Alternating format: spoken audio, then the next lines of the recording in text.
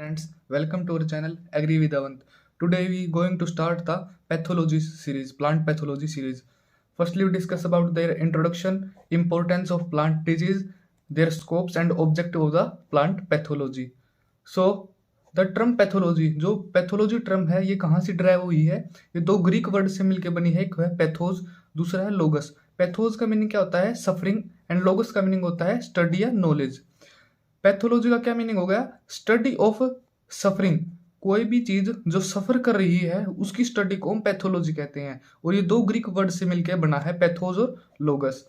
जो पैथोलॉजी है या फाइटोपैथोलॉजी है, प्लांट पैथोलॉजी है, ये ग्रीक वर्ड फाइटोन से निकला है. फाइटोन का मीनिंग होता है plant.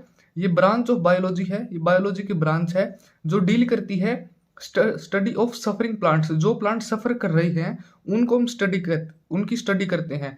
Pathology means simply, pathology का क्या मीनिंग है? Study of suffering. और प्लांट पैथोलॉजी या फाइटोपैथोलॉजी का क्या मीनिंग है? स्टडी ऑफ सफरिंग प्लांट्स, क्योंकि इसमें फाइटो अक्षर साथ में जुड़ गया है तो ये स्टडी ऑफ सफरिंग प्लांट्स हो गया. ये एक साइंस भी है और एक तरह की आर्ट भी है. साइंस कैसी है? क्योंकि हम इसके अंदर सीखते हैं, लर्निंग करते हैं और हम समझते हैं, अंडरस्टैंडिंग करते हैं नेचर ऑफ डिजीज, कि वो डिजीज, वो बीमारी, वो किस प्रकार की है. और हम ये आर्ट कैसे है? क्योंकि हम उसको डायग्नोज करते हैं, हम उसका इलाज ढूंढते हैं और उस डिजीज को कंट्रोल करते हैं कि हम उसको कैसे काबू पा सकते हैं उसके ऊपर. ये बोथ आर्ट एंड साइंस है. साइंस किस लिए? क्योंकि लर्निंग और अंडरस्टैंडिंग हो गया. आर्ट में हम इसकी इलाज करते हैं, डायग्नोजिंग करते हैं. अब प्लांट पैथोलॉजी का अगर हम डेफिनेशन देखें तो ये एक एग्रीकल्चर साइंस की ब्रांच है जो डील करती है, किस चीज से ये डील करती है? स्टडी ऑफ फंगी, फंजाई कहते हैं इसे, बैक्टीरिया, एल्गी, वायरसेस, निमेटोड्स या कोई भी दूसरे माइक्रो ऑर्गेनिजम्स जो डिजीज को प्लांट के अंदर प्रोड्यूस करते हैं या कोज करते हैं, उन सब की स्टडी को हम प्लांट पैथोलॉजी कहते हैं. जिनके कारण हमारे फील्ड्स के अंदर, चाहे वो फंगस हो, कुछ भी हो, जिनके कारण हमारे प्लांट्स के अंदर डिजीज होती है, उसी से रिलेटेड होता है हमारा, उसी को स्टडी करते हैं हम प्लांट पैथोलॉजी के अंदर. अगर हम प्लांट डिजीज की डेफिनेशन की बात करें तो डिजीज क्या है? ये माल फंक्शनिंग है. माल फंक्शनिंग क्या होता है? कोई भी नॉर्मल प्रोसेस में डिफेक्शन या ज्यादा हो जाता है, कुछ एक्सेस कम हो जाता है, ये सब होता है माल फंक्शनिंग प्रोसेस. नॉर्मल जो वे है उसका काम करने का, उसमें जो बदलाव होता है वो माल फंक्शनिंग होता है. डिजीज एक माल फंक्शनिंग प्रोसेस है जो लगातार कोज होती है. किसके कारण? लगातार कॉन्टिन्यूस इरिटेशन के कारण. पैथोजन कोई भी होता है वो कॉन्टिन्यूसली इरिटेशन पैदा करता है, या फिर इन्वायरमेंटल फैक्टर होता है जिसके कारण हमारा सफरिंग होती है. हमारी या तो मैक्रो लेवल पे या फिर माइक्रो लेवल पे सिम्टम्स आने स्टार्ट हो जाते हैं, वो होती है हमारी प्लांट डिजीज. एक माल फंक्शनिंग प्रोसेस होती है जो लगातार इरिटेशन की वजह से कोज होती है पैथोजन के कारण, और इसके या तो ज्यादा या फिर कम इसके सिम्टम आते हैं जरूर प्लांट्स के ऊपर. अब हम इसकी बात करते हैं इंपॉर्टेंस की. प्लांट डिजीज हमारे लिए क्यों इंपॉर्टेंट है? सबसे हमारा पहला पॉइंट है लॉस इन यील्ड, क्योंकि बड़े लेवल पर प्लांट डिजीज के कारण लॉस होता है हमारे फील्ड्स को, हमारी क्रॉप को, हमारी पैदावार में नुकसान होता है.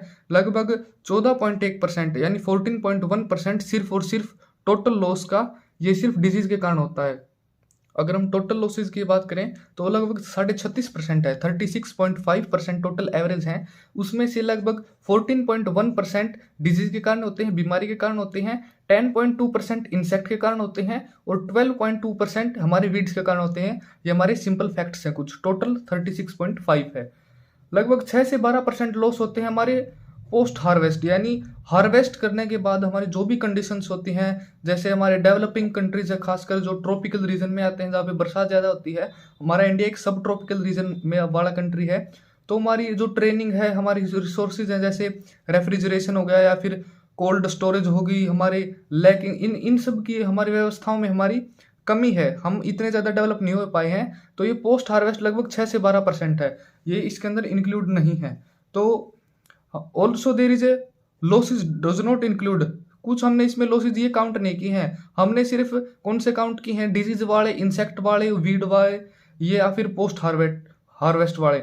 अगर हम इन्वायरमेंटल फैक्टर्स की बात करें, जैसे फ्रीजर हो गया, सब कुछ फ्रीज हो गया, ज़्यादा सूखा पड़ गया, ड्रोट आ गया, हमारे एयर पोल्यूशन के कारण भी बहुत ज़्यादा नुकसान होता है, ये सब हमने काउंट नहीं किया है. या फिर न्यूट्रिएंट की डेफिशिएंसी होगी, नाइट्रोजन की डेफिशिएंसी होगी किसी रीजन में, किसी सोयल में, टॉक्सिसिटी होगी, जैसे कई बार मैंगनीज की टॉक्सिसिटी हो जाती है, जस्ट एग्जांपल के लिए बता रहा हूँ.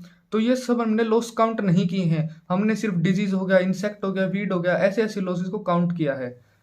हमारे इसमें प्रोडक्शन में भारी नुकसान पहुंचाता है ये।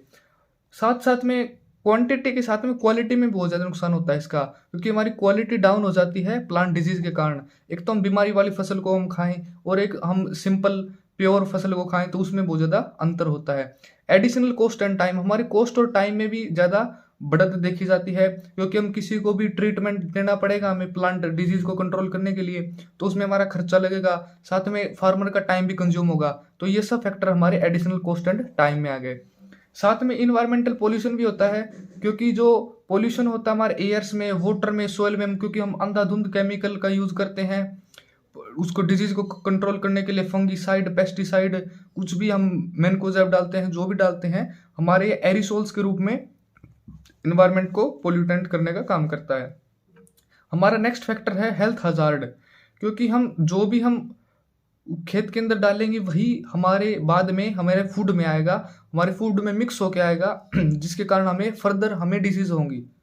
ये सब हमारे हेल्थ हजार्ड इसके नुकसान है। एक फैक्टर और आता है इसमें, जो हमारा सोयल बायोटा है, बायोटा मीन्स जो हमारे सोयल के माइक्रो ऑर्गेनिज्म हैं, उसमें भी ये बहुत ज़्यादा नुकसान पहुंचाता है। आज से 20-25 साल पहले जितने माइक्रो ऑर्गेनिज्म जमीन में मिलते थे, आज उसके बहुत ज़्यादा कम हो चुके हैं। क्यों? हमने ज़्यादा एक्सेसिव फर्टिलाइजर, पेस्टिसाइड, केमिकल्स, इन सब का यूज़ किया है। इसलिए हमें इन्हें स्टडी करना ज़रूरी है, पैथोलॉजी को। अब अगर मेजर ऑब्जेक्टिव की बात करें, हमारा मेन ऑब्जेक्टिव क्या है प्लांट पैथोलॉजी को स्टडी करने का?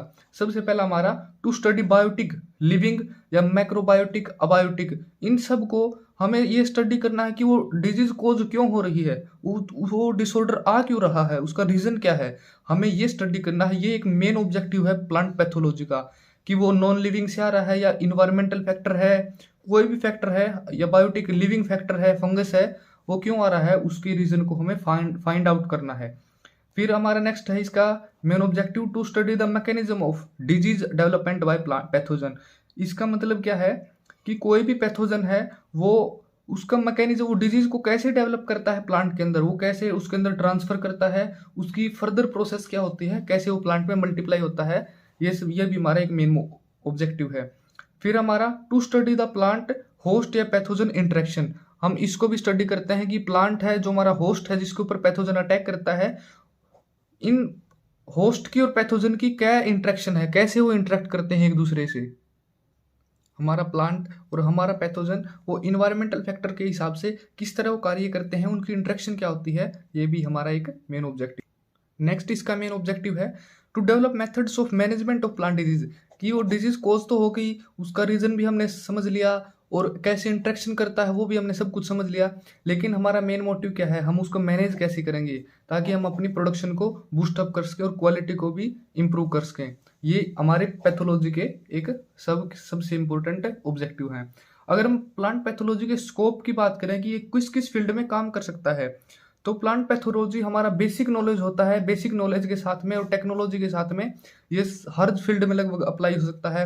हम इसे बोटनी में अप्लाई कर सकते हैं प्लांट को स्टडी करने के लिए, प्लांट एनाटॉमी में हम उसके इंटरनल ऑर्गन्स को स्टडी कर सकते हैं, प्लांट की फिजियोलॉजी में वो कैसे उसके अंदर मैकेनिज्म हर प्रोसेस हो रही है, फोटोसिंथेसिस वगैरह, ये सब इसमें हम फैक्टर स्टडी कर सकते हैं। माइकोलॉजी में हम इसे इंट्रोड्यूस कर सकते हैं। बैक्टीरियोलॉजी में हम बैक्टीरिया को स्टडी करने के लिए, वायरस को स्टडी करने के लिए वायरोलॉजी, निमेटोलॉजी अलग अलग वर्म्स जो निमेटोड्स होते हैं उनको स्टडी करने के लिए, जेनेटिक्स में हम इसे कैसे अप्लाई कर सकते हैं पैथोलॉजी को, मोलिकुलर बायोलॉजी जो छोटी मोलिक्यूल्स से रिलेटेड बायोलॉजी होती है हम उसमें भी इसको अप्लाई कर सकते हैं। जेनेटिकली इंजीनियरिंग, हम कैसे जीएम जेनेटिकली मॉडिफाइड सीड्स बनाएं, उसमें इसका इंपॉर्टेंट रोल हो सकता है। हम किस पैथोजन को किस तरह इंट्रैक्शन होगा, जैसे हमारा ये हाइब्रिड कॉटन के साथ में हमने वो बेसिलस थ्रिंगोजेनेसिस डाला था, वो उसमें भी हमारे पैथोलॉजी का इंपॉर्टेंट रोल था। जेनेटिक इंजीनियरिंग हो गया वो। बायोकेमिस्ट्री में हम इसे कैसे अप्लाई करेंगे, और हमारा हॉर्टिकल्चर हम बागवानी में कैसे अप्लाई करेंगे, टिश्यू कल्चर में हम कैसे इसको इम्प्लीमेंट करेंगे, सोयल साइंस हो गया, फॉरेस्ट